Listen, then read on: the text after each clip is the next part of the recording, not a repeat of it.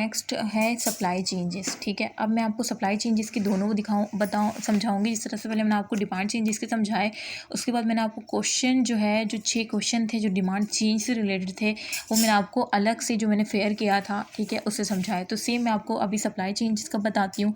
देखो supply change में क्या होता है कि इसमें सेम ग्राफ प्लॉटिंग का तो वही रहेगा, वाई एक्सिस पे प्राइस और एक्स एक्सिस पे क्वांटिटी।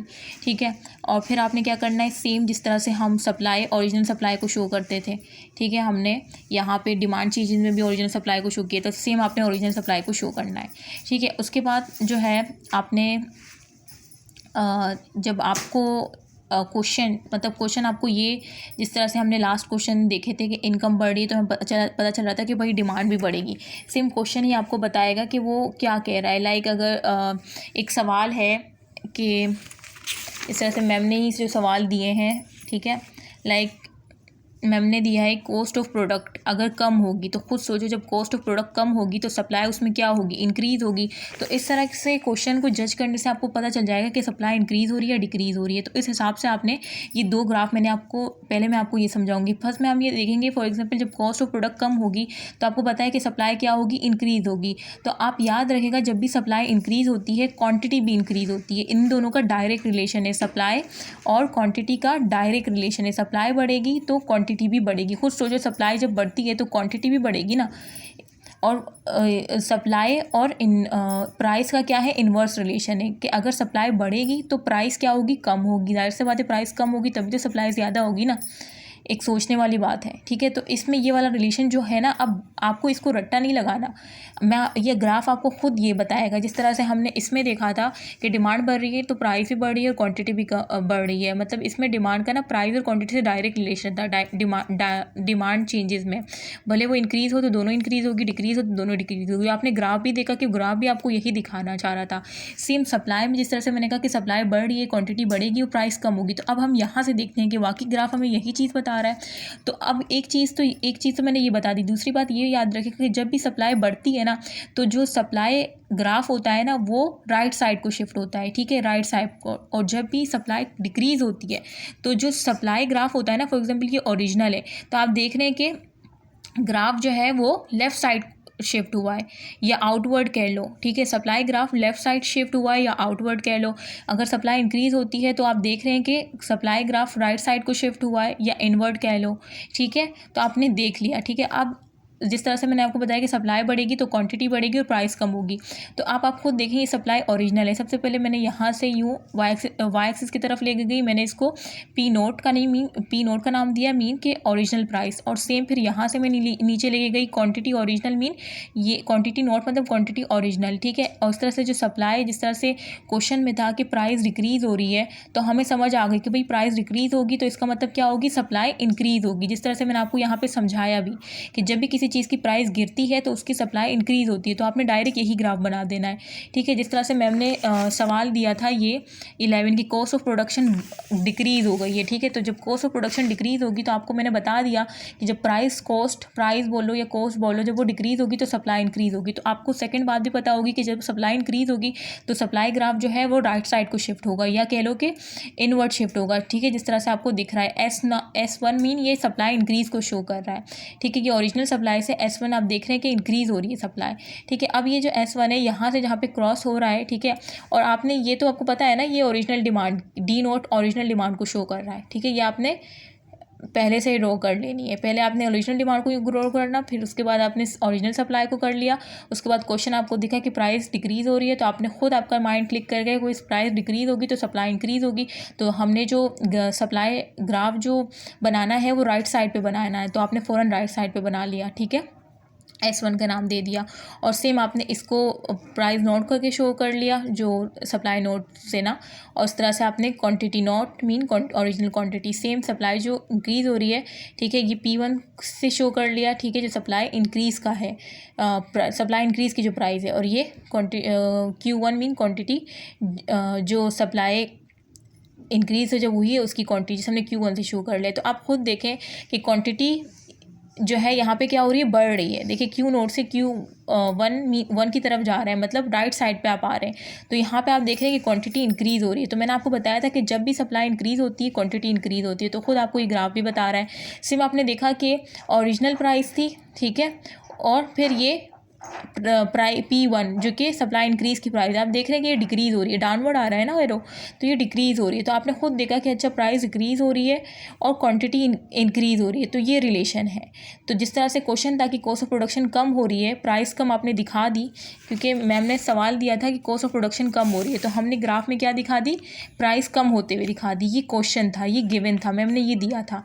और उसके बाद हमारे खुद माइंड ने क्लिक किया कि भाई अगर कॉस्ट कम हो रही है तो सप्लाई क्या होगी, इंक्रीज़ होगी। तो हमने सप्लाई ग्राफ राइट साइड पे बना दिया, ठीक है। और हमें पता है कि सप्लाई इंक्रीज़ होगी तो क्वांटिटी भी इंक्रीज़ होगी, ठीक है। ये सारा देखें, सारा कॉन्सेप्ट लगा के हमने ये ग्राफ बना दिया। मैम ने सिर्फ ये चीज़ दी थी हमें, ये वाली चीज़ कि कॉस्ट ऑफ प्रोडक्शन क्या हो रही है, कम हो रही है। कॉस्ट ऑफ प्रोडक्शन का क्या मतलब है, कॉस्ट ऑफ प्रोडक्शन का ये मतलब है कि कॉस्ट का मतलब होता है प्राइस। कॉस्ट का क्या मतलब होता है, प्राइस, कि प्राइस कम हो रही है। तो मैंने आपको बताया है ना कि प्राइस जब कम होगी तो सप्लाई इंक्रीज़ होगी, और सप्लाई इंक्रीज़ होगी तो क्वांटिटी भी इंक्रीज़ होगी। और आपने ये चीज़ सारी देख भी ली, ठीक है। अच्छा, सेकंड वाले पे आते हैं। इसमें हमने देखा कि सप्लाई डिक्रीज़ हो रही है। फॉर एग्जांपल कोई भी क्वेश्चन आपको दिया है, मैं मैम का ही क्वेश्चन दिखा देती हूँ जिसमें सप्लाई क्या हो रही है, डिक्रीज़ हो रही है, ठीक है। फॉर एग्जाम्पल आप ये देख लें कि प्राइस ऑफ पेट्रोलियम, मैम ने क्वेश्चन दिया है क्वेश्चन 2 कि प्राइस ऑफ पेट्रोलियम बढ़ रही है। तो आपने इसमें देखा कि कॉस्ट कम हो रही थी या प्राइस कम हो रही थी। इसमें आप देखें कि प्राइस बढ़ रही है, भले वो किसी चीज़ की भी प्राइस हो। जब प्राइस बढ़ेगी तो आप क्या करेंगे, आपने देखा कि जब भी सप्लाई कम होगी तो क्वांटिटी तो कम होगी, क्योंकि इन दोनों का क्या है, डायरेक्ट रिलेशन है। और सप्लाई और प्राइस का मैंने जिस तरह से आपको ऊपर बताया कि इन दोनों का इन्वर्स रिलेशन है। अगर सप्लाई कम हो रही है तो प्राइस क्या होगी, इंक्रीज़ होगी। और मैम ने आपको यही सवाल दिया है, यही हिंट दिया है आपको, कोई प्राइस इंक्रीज़ हो रही है। मैम ने आपको ये गिवन दिया है। तो आपको पता है कि अगर प्राइस इंक्रीज़ हो रही है तो सप्लाई क्या होगी, डिक्रीज़ होगी। और जाहिर सी बात है सप्लाई डिक्रीज़ होगी तो क्वांटिटी भी डिक्रीज़ होगी, क्योंकि इन दोनों का क्या है, डायरेक्ट रिलेशन है, ठीक है। तो ये आपको मैम ने प्राइस ऑफ पेट्रोलियम का दिया था कि वो इंक्रीज़ हो रही है। तो हमने क्या किया, सबसे पहले तो हमने वाई एक्सिस पे पी मेंशन किया, एक्स एक्सिस पे क्यू मीन क्वांटिटी को मेंशन किया, फिर हमने ओरिजिनल डिमांड को दिखा दिया, फिर हमने क्या किया, ओरिजिनल सप्लाई को दिखा दिया। ये तो एक मेन चीज़ है। उसके बाद जो मैम ने दिया कि भाई प्राइस बढ़ रही है, तो हमें पता चल गया कि प्राइस बढ़ रही है तो सप्लाई डिक्रीज़ हो रही है। तो हमने, आप खुद मुझे बताएं, कमेंट करके बताएं कि अगर सप्लाई डिक्रीज़ हो रही है तो ग्राफ राइट साइड पे शिफ्ट होगा या लेफ़्ट साइड पे शिफ्ट होगा। अभी बताया था ना कि जब भी सप्लाई डिक्रीज़ होगी, सप्लाई कम होगी, तो सप्लाई ग्राफ जो है वो लेफ़्ट साइड को शिफ्ट होगा या आउटवर्ड शिफ्ट होगा, जिस तरह से आपको दिख भी रहा है, ठीक है। जबकि ऊपर हमने देखा कि जब भी सप्लाई इंक्रीज़ हो रही थी तो जो सप्लाई ग्राफ था वो राइट साइड को शिफ्ट हो रहा था या इनवर्ड शिफ्ट हो रहा था, ठीक है। तो यहाँ पे तो क्योंकि प्राइस बढ़ रही है तो क्या होगा, इन्वर्स रिलेशन है सप्लाई का, तो सप्लाई कम होगी, ठीक है। इन्वर्स रिलेशन है, प्राइस क्या हो रही है, कम, तो सप्लाई कम हो रही है तो प्राइस बढ़ेगी।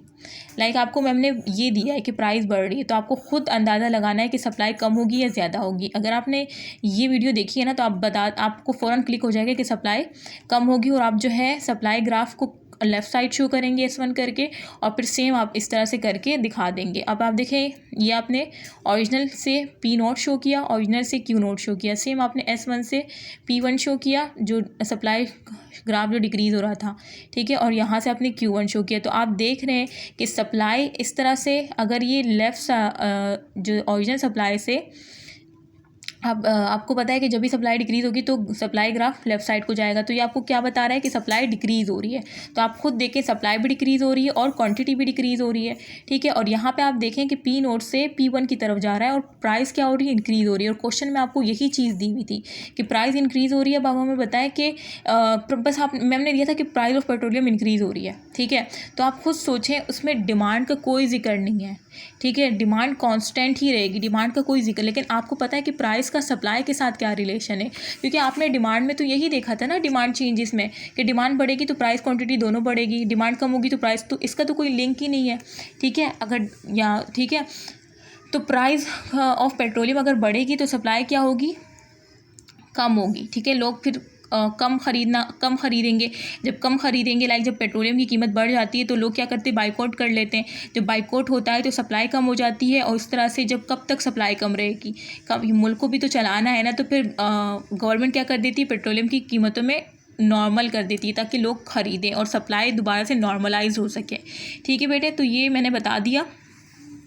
अच्छा, तो ये सप्लाई चेंजेस के मैंने आपको 2 बता दिया। ठीक है, सॉरी, मैंने शायद अभी मैं ट्यूशन बच्चों को पढ़ाती हूँ ना, तो मैं बैठे बैठे करती हूँ, तो वही मेरे मुंह से निकल गया। अच्छा, तो ये सप्लाई के आपने समझ ली है। अब मैम ने दिया है कॉस्ट ऑफ प्रोडक्शन, जो कि ऑलरेडी मैंने आपको बता दिया कि कॉस्ट ऑफ प्रोडक्शन डिक्रीज़ हो रही है।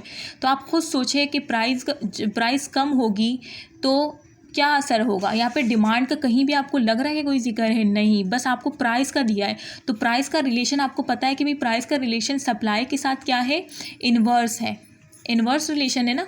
तो अगर प्राइस कम हो रही है तो सप्लाई क्या होगी, ज़्यादा होगी। तो सेम आपने ये सारा जो ग्राफ का सिंपल है कि वाई एक्सिस पे एक्स एक्सिस और डिमांड ओरिजिनल दिखा दी, और ओरिजिनल जो है आपने सप्लाई दिखा दी।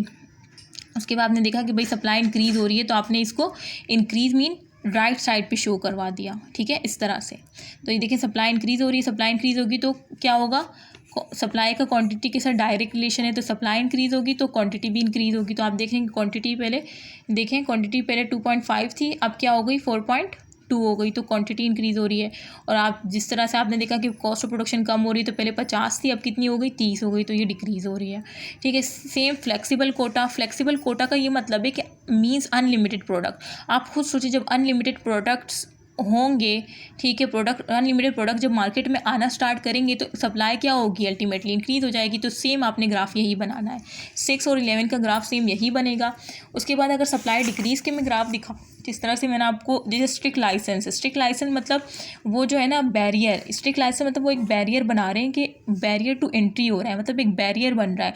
खुद सोचिए, जब स्ट्रिक्ट लाइसेंस होगा, लाइक बैरियर जब होगा फॉर एंट्री, तो क्या होगी, सप्लाई कम हो जाएगी, सप्लाई डिक्रीज़ हो जाएगी। सप्लाई डिक्रीज़ होगी तो आपको पता है क्वांटिटी भी डिक्रीज़ होगी और प्राइस इंक्रीज़ होगी। ठीक है, तो स्ट्रिक्ट लाइसेंस में आप समझ गए कि भाई क्या होगा, एक बैरियर है और बैरियर की वजह से सप्लाई क्या है, डिक्रीज़ हो रही है। तो आपने कुछ नहीं करना, बस सप्लाई शिफ्ट जो है वो लेफ़्ट साइड पे बना देना है, और बाकी सेम सब यही रहेगा। ठीक है, ये क्या है, ये डिक्रीज़ हो रही है, और आपने देखा कि जब सप्लाई डिक्रीज़ होती है तो प्राइस क्या होती है, इंक्रीज़ होती है। आप देख रहे हैं कि प्राइस क्या हो रही है, इंक्रीज़ हो रही है, और सप्लाई डिक्रीज़ होगी तो क्वांटिटी भी डिक्रीज़ होगी। ठीक है, सारी चीज़ें यहाँ पे बताई हुई है।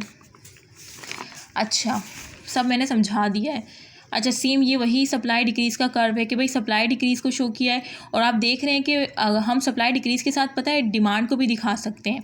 लाइक मीन अगर प्राइस ऑफ पेट्रोलियम का मैम ने दिया है, तो प्राइस ऑफ पेट्रोलियम का आपने सबसे पहले तो सप्लाई दिखा दी कि भाई प्राइस अगर बढ़ रही है, ठीक है, तो सप्लाई क्या होगी, कम होगी। तो आपने सप्लाई शिफ्ट को क्या कर दिया, लेफ़्ट साइड पे दिखा दिया। सेम आप जो है ना यहाँ पे डिमांड को भी दिखा सकते हैं। अगर मैम ने डिमांड का पूछ लिया है ना कि भाई प्राइस बढ़ रही है, डिमांड बता दे। अब सिर्फ प्राइस बढ़ने से, और वो भी एक स्पेसिफिक चीज़ की प्राइस, पेट्रोलियम एक स्पेसिफिक चीज़ है ना, तो एक स्पेसिफिक चीज़ की प्राइस बढ़ने से डिमांड चेंज नहीं होता। डिमांड चेंज तो ये होगा ना कि डिमांड इंक्रीज डिमांड डिक्रीज, ये नहीं होगा। यहाँ पे एक स्पेसिफिक चीज़ की प्राइस बढ़ रही है, तो उसमें क्या होगा, उसी जो ओरिजिनल डिमांड है ना, ये ओरिजिनल डिमांड जो आपने ड्रॉ किया, इसी में मूवमेंट होगी। ठीक है, डिमांड जो शिफ्ट होगा ना, वो डिमांड शिफ्ट नहीं होगा, उसी जो ओरिजिनल डिमांड है ना, उसी में अपवर्ड और डाउनवर्ड होगी। अगर डिमांड डिक्रीज़ हो रही है, ठीक है, तो अपवर्ड होगी। अगर डिमांड इंक्रीज़ हो रही है, लाइक इसमें डिमांड इंक्रीज़ हो रही है, तो डाउनवर्ड शो किया है। ठीक है, तो इस तरह से प्राइस ऑफ पेट्रोलियम का मैंने बता दिया, सप्लाई का। अब अगर मैं डिमांड का यहाँ शो करूँ तो इसको मैंने डी नोट कर दिया जो एस नोट पे था। ठीक है, और जो सप्लाई डिक्रीज़ हो रही थी ना, इस वहाँ पर मैं D1 कर दिया। तो आप हमेशा ये याद रखें कि सप्लाई का डिमांड से डायरेक्ट रिलेशन होता है। यहाँ पे आपने देखा कि प्राइस बढ़ रही है तो सप्लाई क्या होगी, कम होगी। तो जब सप्लाई कम होगी तो डिमांड भी क्या होगी, कम होगी। खुद सोचो, सप्लाई एक चीज़ है पेट्रोलियम की, अगर सप्लाई कम हो रही है तो इसका मतलब क्या है कि मार्केट में उसकी डिमांड कम है ना। तो सेम आपने बस कुछ नहीं करना, इसमें आप डिमांड का भी शो कर सकते हैं। यहाँ पे डी नोट शो करें, जो एस नोट का ओरिजिनल सप्लाई के साथ ही यहाँ पे जब क्रॉस हो रहा है ना, फिर डी नोट शो करें। और जो सप्लाई डिक्रीज़ हो रही है, शिफ्ट जो लेफ़्ट साइड पे जा रहा है, वहाँ पे जो क्रॉस हो रहा है, हमने D1 शो कर देना है। ठीक है, और डिक्रीज़ हो रही है तो आप किस तरह से शो करेंगे, जिस तरह से आपका सप्लाई डिक्रीज़ हो रही है, आपने एरो ऊपर की तरफ शो करा है कि भाई लेफ्ट साइड है तो डिक्रीज़ हो रही है, इस तरह से आपने इसको भी यूँ करके डिक्रीज शो कर देना है। अब ऊपर देखें फर्स्ट सवाल आपको क्या, अच्छा ये चीज़ भी बता देती हूँ, शॉर्टेज ऑफ रिसोर्सेज। जब शॉर्टेज होगी रिसोर्सेज की, खुद सोचो जब रिसोर्सेज की शॉर्टेज होगी, ठीक है, मतलब हमारे पास रिसोर्सेज नहीं होंगे, लाइक अगर हमने किसी मुल्क से जो है इम्पोर्ट करवानी हो, लेकिन हमारे पास रिसोर्सेज ही नहीं है, ट्रक ही नहीं है, तो कैसे आ पाएंगे वहाँ से, हम चीज़ें जो मंगवा रहे हैं वो कैसे आ पाएंगे, हमारे पास रिसोर्सेज ही नहीं है। तो जब शॉर्टेज होगी रिसोर्सेज की तो सप्लाई ऑटोमेटिकली क्या हो जाएगी, डिक्रीज़ हो जाएगी। आपने सेम सप्लाई का ये सप्लाई जो डिक्रीज़ का वो बनाना है, और यहाँ पे साथ में आपने डिमांड का भी बता देना है। ये ओरिजिनल सप्लाई, यहाँ पे आपने D0 शो कर देना है, ये सप्लाई डिक्रीज़ हो रही है, यहाँ पे आपने D1 शो कर देना है, और इस तरह से आपने बता देना है जब ये अपवर्ड जाएगा, ठीक है, क्योंकि डिमांड चेंज नहीं हो रही, सप्लाई चेंज का ग्राफ है ये, ठीक है। लेकिन इसी में आप जो है ना डिमांड का बता सकते हैं, ओरिजिनल डिमांड में ही आप जो है अपवर्ड अगर जाएंगे तो डिक्रीज़ होगी, अगर डाउनवर्ड आएगी तो इंक्रीज़ होगी।